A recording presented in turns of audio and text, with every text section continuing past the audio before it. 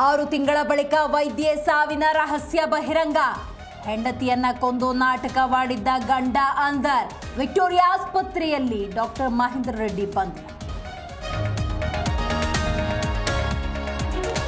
ಇಡಿ ಕೇಸ್ನಲ್ಲಿ ಕೆಸಿ ವೀರೇಂದ್ರ ಪಪ್ಪಿ ಬಂಧನ ಹಿನ್ನೆಲೆ ಅರೆಸ್ಟ್ ಕಾನೂನು ಬಾಹಿರ ಎಂದು ಕೋರಿದ್ದ ಅರ್ಜಿ ವಜಾ. ಹೈಕೋರ್ಟ್ನ ಏಕಸದಸ್ಯ ಪೀಠದಿಂದ ಆದೇಶ.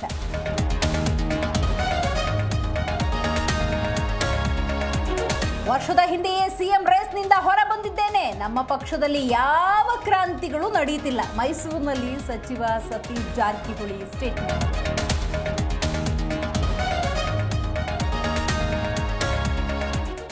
ಆಂಧ್ರಕ್ಕೆ ಗೂಗಲ್ ಹೋಗಿದ್ದಕ್ಕೆ ಬೇರೆನೇ ಕಾರಣ ಇದೆ.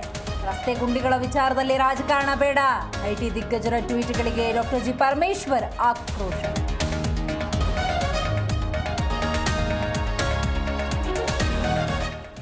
ಭಾರತದ ಆರ್ಥಿಕ ಬೆಳವಣಿಗೆ ಬಗ್ಗೆ ಐಎಂಎಫ್ ನಿರೀಕ್ಷೆ ಹೆಚ್ಚಳ. 2025-26ರಲ್ಲಿ 6.6ರಷ್ಟು ಜಿಡಿಪಿ ಹೆಚ್ಚಳ ಸಾಧ್ಯತೆ. ಜಾಗತಿಕ ಆರ್ಥಿಕತೆ ಮಂದಗೊಂಡರೂ ವಿಶ್ವಾಸ.